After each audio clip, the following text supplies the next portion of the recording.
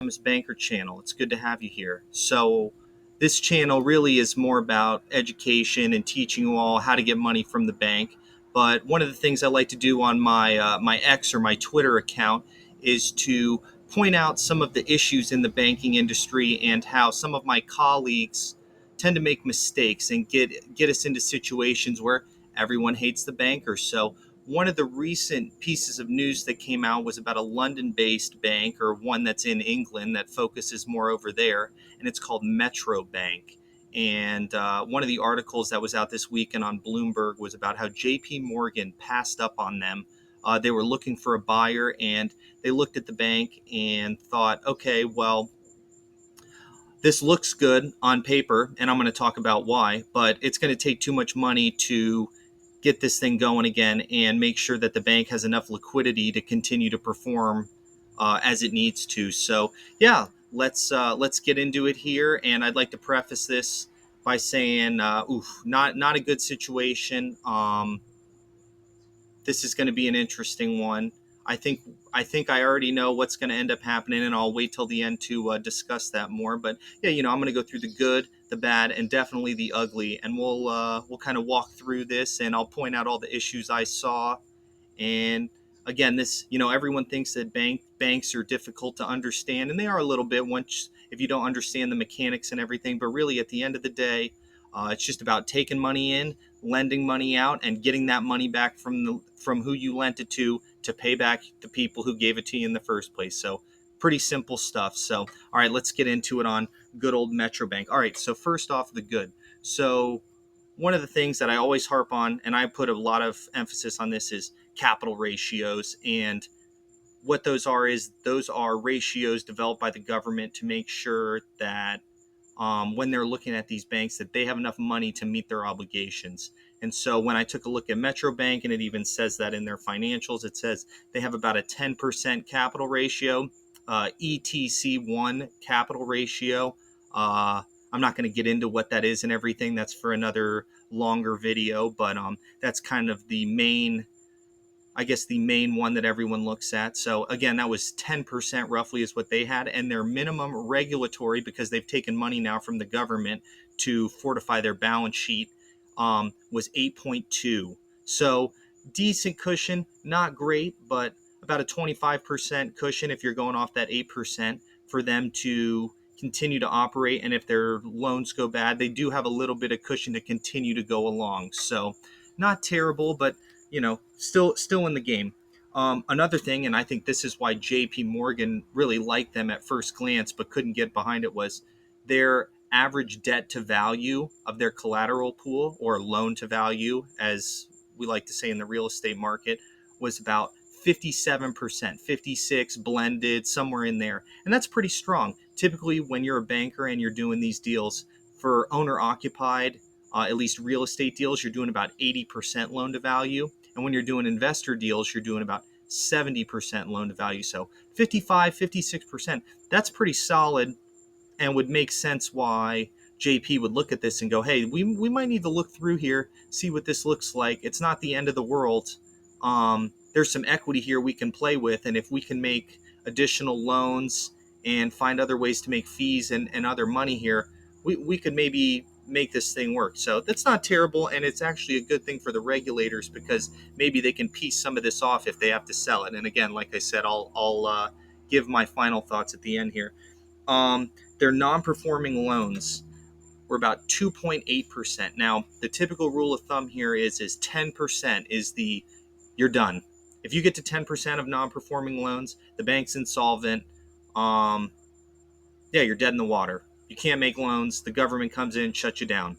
And they're at 2.8. So not terrible, but definitely not great. But again, not terrible. So they're trying to keep the game going here. Hopefully, they're hoping that rates come down and everyone can kind of breathe a sigh of relief here, and they can keep the game going. But I don't know. Again, so I'll say it's good because there's not much good else here. And then the final thing is, one of the things I harp on in a lot of my posts on Twitter is about available for sale and held to maturity securities. Now, these are the things that are really hurting the U.S. banks. But what ended up happening was, during the stimmy money era, during COVID and whatnot, when the governments were really giving people money to keep the system going and whatnot, these banks got deposits in. And when you get money in, the banks have to put that money to work. And if they don't have really any good places to go, they'll typically go out and buy these securities, whether they be government, whatever the case may be. And again, they're trying to make a spread.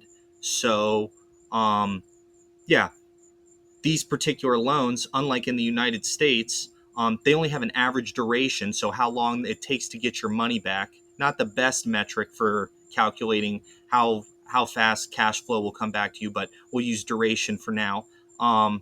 Is about 1 year. That's pretty good. If they can make this thing last for 1 year, they'll get all those government securities back, and they're able to roll that over or recap or do some other things, but they'll be able to roll that over into higher interest rate products and make more money. So that's good for the bank. So actually pretty reasonable, and I know a lot of US banks would love to be in this position. So definitely one of the better points. All right, now we're getting into the bad here. So first thing they say in the report is, for this first 6 months in 2023, this is the first half of the year that we've been profitable since 2019.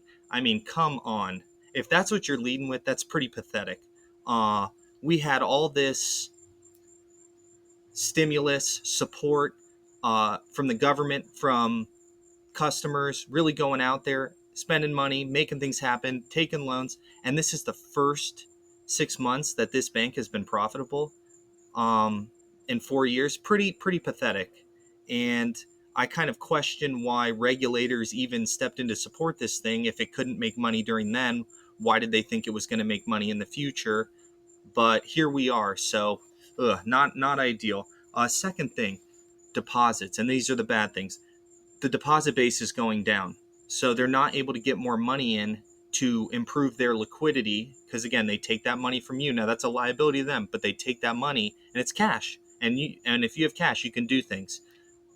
Their average deposits are going down, and the total amount and the average. And they even talk about, oh, we have all these new accounts coming in. We have over 100,000 new accounts and over 62,000 new clients or something of that nature, and the deposit base is still going down. Well, why? Well, because inflation is killing everybody and people are having to spend more money. So average balances in all these deposit accounts are going down, and consequently, they're going down in the bank. So that's really hurting the bank. They need to keep as much new money coming in to make sure that they can keep this game going and see if they can work their way out of it. All right, next thing. Oh, and this is another thing related to the deposits, and I think it shows how good management is.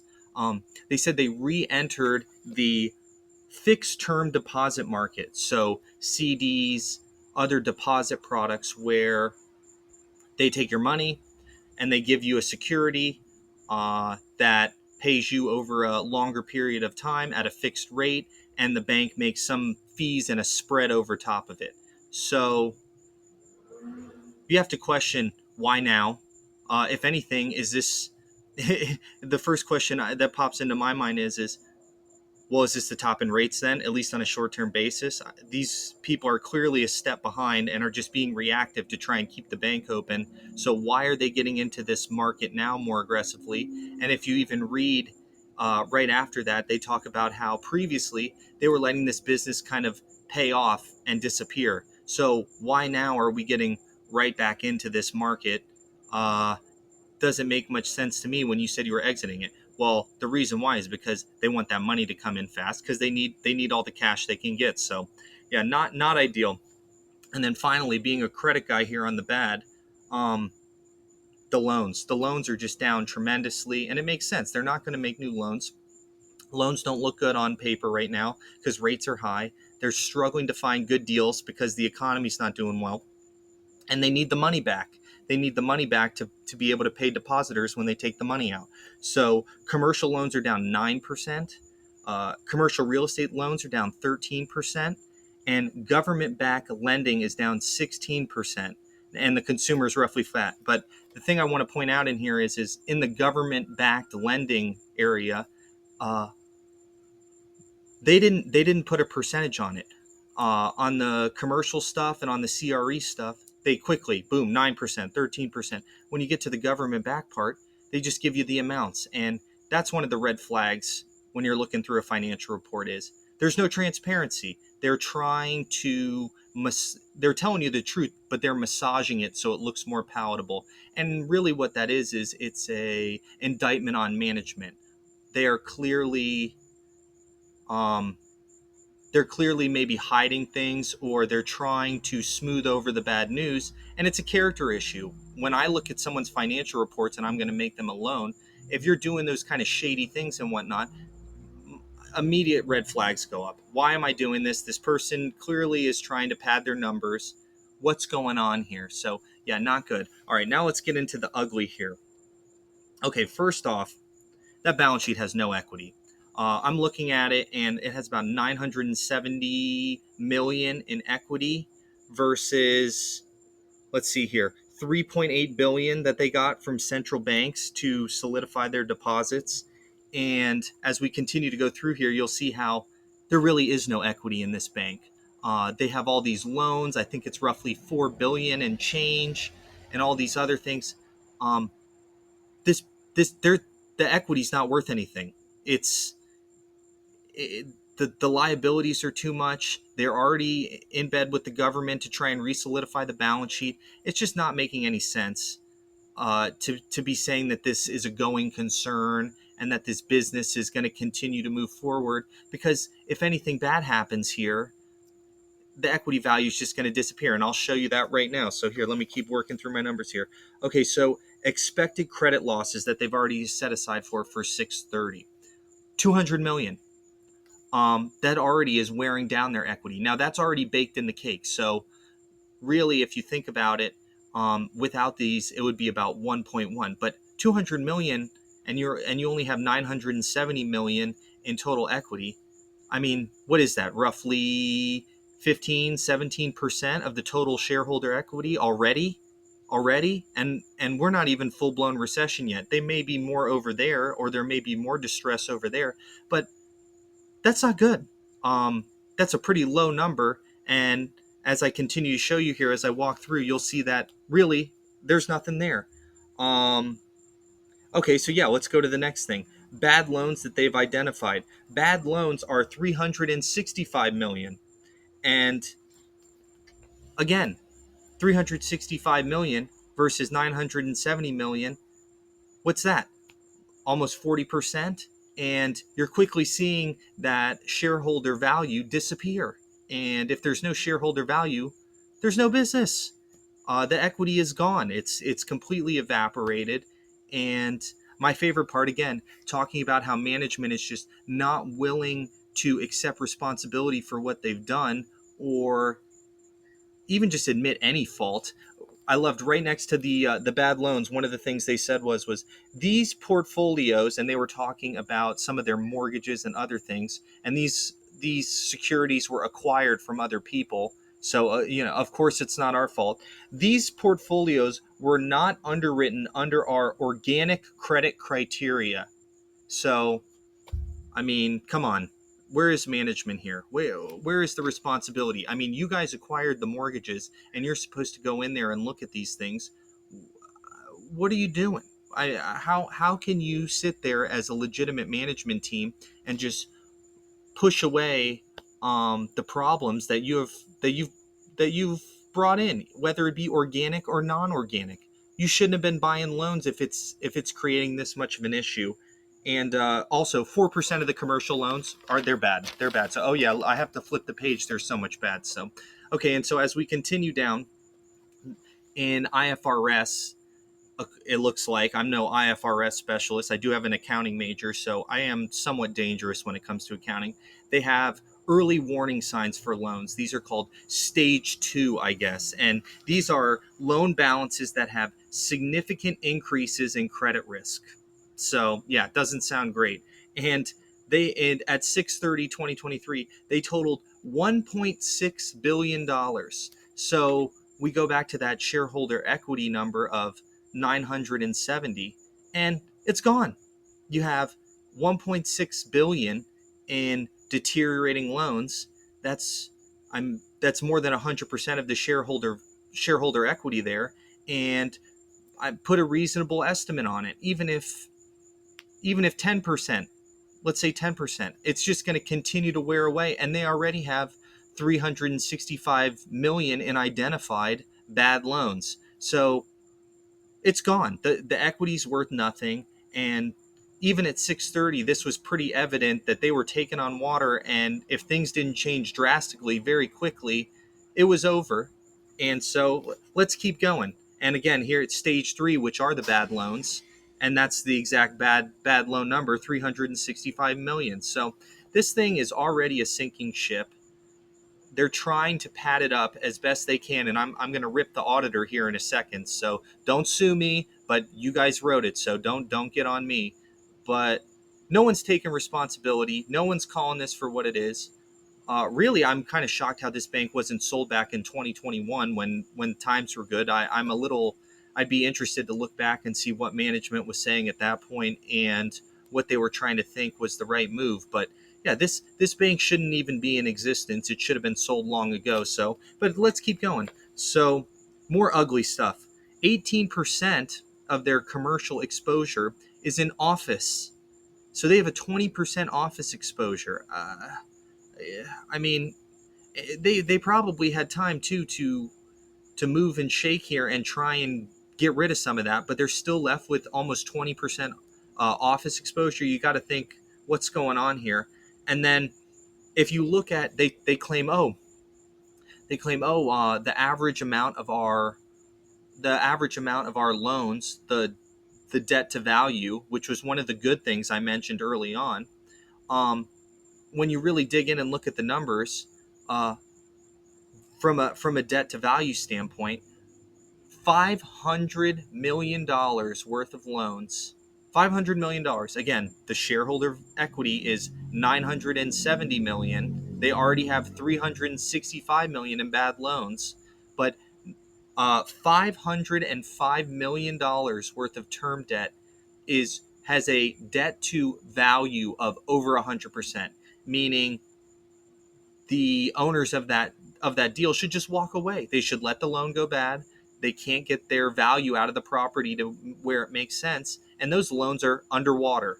So, um, yeah, not good. And again, I'm questioning a lot of things here on how people let this get this bad, and really why some of these owners haven't walked away. It's pretty evident that, as I said again, there's no equity value here, and they're going to continue to struggle. And I think the bank's done, and clearly it is because they're already looking for a buyer. So, all right, so now one of the last things I'm going to harp on, and this continues to always be a problem, and where attorneys get involved. And again, I'm not trying to get sued, but this is what you guys wrote. It's public information.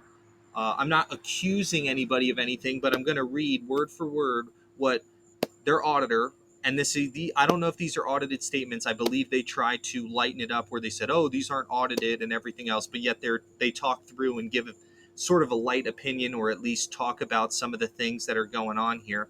But their auditor, PricewaterhouseCooper, said this in their audit, in their opinion letter, or in their disclosure letter. They said, nothing has come to our attention to suggest that the directors have inappropriately adopted the going concern basis of accounting, or the directors have identified material uncertainties relating to going concern that are not appropriately disclosed. So, what does that mean? That means, so the whole thing is a going concern, and a going concern means this business is going to continue to move forward and be a business. It's not going to go into liquidation. We're not selling off pieces.